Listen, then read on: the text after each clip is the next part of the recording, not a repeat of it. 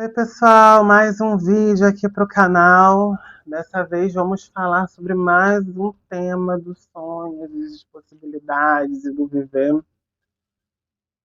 O que é uma vida em escassez e o que é uma vida abundante?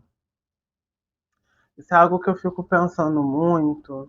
Eu já tive algumas conversas com alguns amigos queridos, amigas queridas, principalmente levando em consideração que, assim, quando a gente fala em vida abundante, a gente pensa sempre em muita fartura, ouro, pensando aí um pouquinho naquelas novelas como a do Inxalá, o Clone. Não, não é só isso, não. Mas a escassez e a abundância. A gente nunca consegue precisar exatamente se a nossa vida é tão escassa ou tão abundante, em qual perspectiva, a partir de quais parâmetros, em qual época. Porque eu não sei vocês, eu vou falar a minha opinião. Eu tenho hoje acesso a tudo aquilo que eu quero, então acho que eu vivo uma vida, graças a Deus, muito abundante. Mas já senti que minha vida era escassa em vários aspectos. Talvez ainda não seja uma vida plenamente abundante, o que possibilita que eu almeje mais, né? Que eu seja mais ambicioso, que eu almeje mais coisas, que tenha mais dinheiro para comprar coisas e fazer coisas, mas eu, hoje estou até muito satisfeito com a vida que eu estou levando, sabe? E a vida escassa, ela é realmente muito triste, sabe? Eu, por exemplo, estou aqui com luz, internet, ela estava caindo agora há pouco, mas já retornou. E eu acho tão bacana que, assim, eu tenho uma possibilidade muito grande de viver uma vida até que razoavelmente boa, sabe? Não é uma vida totalmente plena, tá? Não é totalmente plena, não é totalmente ótima, não é sem problemas, mas é uma vida boa, é uma vida que eu tenho muitas coisas. E isso se concretiza nos sonhos de consumo que eu tenho realizado. Claro, eu tive várias oportunidades recentes para que isso acontecesse, mas para além disso, é tão satisfatório chegar onde eu cheguei e saber que eu vou ter ainda o dia de amanhã para conseguir chegar mais e mais longe. Só que em algum momento eu já pensei que a vida era mais escassa. Não só pensei como vivi uma vida mais escassa por N razões, N motivos. Eu vou dar um exemplo para vocês. Antigamente, não sei, não sei como era a questão do material escolar para vocês. Na alfabetização, o meu hidrocor era de 6 cores, né? Era o mais quezinho, né? Mas eram 6 cores, que era preto, marrom, azul, amarelo, verde e vermelho. Não era nem de 12. Eu tive uma discussão falando, mas antigamente era pior, né? Porque tinha só X cores. Porque infelizmente é assim, sabe? A gente usa até algumas réguas mais assimétricas para falar as coisas. Mas assim, parando para pensar cada vez mais, realmente a gente pode pensar que talvez a gente viva uma vida cada vez mais abundante em alguns aspectos. Só que, na verdade, isso é até a página 2. A gente fala muito do acesso à internet, né? Todo mundo hoje tem. Você tem celular, você tem acesso à internet. Não é bem assim que a banda toca. Eu, por exemplo, aqui em casa tenho acesso a um Wi-Fi com 5G, que tem ali uma conexão maravilhosa. Eu posso conectar todos os aparelhos, nenhum cai. Às vezes dá um surto, né, assim, de tipo pico de conexão, mas em geral sempre dá tudo certo. Nesse sentido, eu não sei vocês, mas vocês já pararam para pensar assim, em algum momento nas pessoas que não tem dinheiro para pagar uma internet como a minha? Eu já parei para pensar. Então, assim, a vida é abundante para aqueles que conseguem ter acesso até a página 2. E a vida escassa, ela é muito mais permanente do que a gente imagina, né? Ela é algo que se reproduz muito mais do que a gente imagina.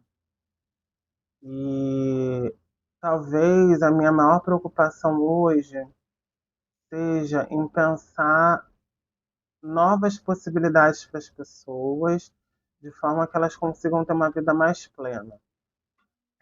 Tem um conceito que eu gosto muito, chamado bem viver, que me faz pensar muito sobre isso. E ao mesmo tempo eu fico parando para pensar se tudo isso que a gente tem, a tecnologia, esses livros aqui atrás, representam a abundância ou não. Se o fato de eu poder escolher o que eu vou comer representa abundância ou não. Porque também, assim, eu tenho hoje sabedoria, eu tenho valores que também são coisas que remetem a uma vida abundante também, por que não? A gente não pode ignorar esses pontos. Apesar que não compensa todos os pontos também materiais. A gente precisa ter o nosso caderninho, as nossas canetinhas, as coisinhas que a gente gosta, porque nós somos também seres dentro do consumo, né? Mas a vida, ela se torna abundante em qual momento? Né? É quando a gente tem acesso às coisas de consumo necessariamente. A gente talvez não conseguiria ter uma vida abundante através do consumo, mas também através, sei lá, de ações que sejam bacanas, que a gente consiga, sei lá, reunir a família, fazer uma doação, participar de alguma atividade voluntária, que eu acho que faz parte, só que veja. Eu faço essa pergunta já sabendo que tem muita gente que tem dificuldades. Porque, assim, tem pessoa, aí vem sempre aquela questão. E a pessoa que acorda às 4 e dorme à meia-noite, 1 hora da manhã? Como que ela vai conseguir viver uma vida abundante? E é isso que a gente, eu acho que tem que fazer sempre, esse raciocínio. E o porquê que é tão necessário algumas medidas, como, por exemplo, o fim da escala 6x1, a gente ter férias muito mais extensas, como em outros países. Já existe férias que são para além de 30 dias. E as pessoas falam mas isso é coisa de pessoas que não querem trabalhar. Gente, a pessoa que mais trabalha sou eu. Eu trabalho no meu emprego, ainda faço a minha pesquisa por fora. Para mim não tem tempo ruim. Eu só peço férias quando eu já estou quase não me aguentando mais. Porque é a realidade, tá, gente? Tem pessoas que são muito esforçadas e que, por mais que sejam esforçadas, elas não chegam lá porque existem esses impeditivos todos que a gente já conhece, né? Mas, para além disso, eu queria chamar muito a atenção a um ponto, deixa eu ver se eu encontro aqui, que é a gente conseguir enxergar uma riqueza para além da riqueza material, que também é importante, a gente às vezes não se dá conta, né? E mesmo, eu estou falando isso mesmo nas coisas que são materialmente caras, a gente tem que voltar a valorizar, sabe? Muitas vezes, por exemplo, a gente come, sei lá, uma comida japonesa, eu tô com vontade, vou lá, como, mas não aprecio. Gente, você sabe o quanto você é sortudo em poder comer comida japonesa no Brasil?